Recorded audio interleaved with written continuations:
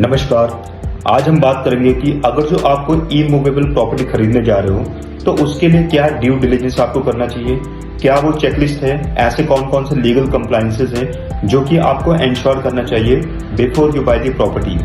जब मैं कहता हूँ ई मूवेबल प्रॉपर्टी तो उसका मतलब होता है कि आप कोई घर खरीदना जा रहे हैं या आप कोई प्लॉट खरीदने जा रहे हैं। सबसे पहली चीज जो आपको ध्यान में रखनी चाहिए वो ये है कि जिससे आप घर या प्लॉट खरीदने जा रहे हो वो उसके एब्सोल्यूट मालिक होना चाहिए, उसके एब्सोल्यूट ओनर होना चाहिए, उसको कंप्लीट राइट होना चाहिए। दूसरा होना ये होता है कि जो प्रॉपर्टी आप खरीदने जा रहे हो क्या उस पर कोई लीगल डिस्प्यूट है कि नहीं है, वो आपको कैसे पता चलेगा। उसके लिए एक होता है सर्च रिपोर्ट जो कि एक एडवोकेट बनाता है। कोई भी प्रॉपर्टी खरीदने से पहले आप इंश्योर करिए कि आपके पास वो सर्च रिपोर्ट है। पिछले 10 या 20 साल का सर्च रिपोर्ट वो एडवोकेट तैयार करेगा।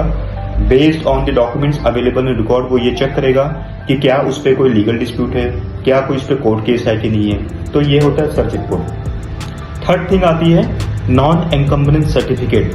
नॉन एनकम्बरेंस सर्टिफिकेट तहसील ऑफिस से निकलता है, ये भी पिछले 10 साल 20 साल या 30 साल में निकालते हैं। नॉन एनकम्बरेंस सर्टिफिकेट का पर्पज ये होता है कि पिछले 10 साल 20 साल या 30 साल में उस प्रॉपर्टी पे कितना ट्रांजेक्शन हुआ है। जब भी कोई प्रॉपर्टी रजिस्टर्ड होती है, ठीक है, तो उसका रिकॉर्ड तहसील ऑफिस में रखा जाता है। आपको ये पता चल सकता है कि क्या उस पर कोई मॉर्गेज है कि नहीं है, क्या उस पर बैंक से कोई लोन लिया गया है कि नहीं है, और उससे पहले प्रॉपर्टी का कितनी बार ट्रांजेक्शन हुआ है, ये आपका आता है नॉन एनकम्बरेंस सर्टिफिकेट।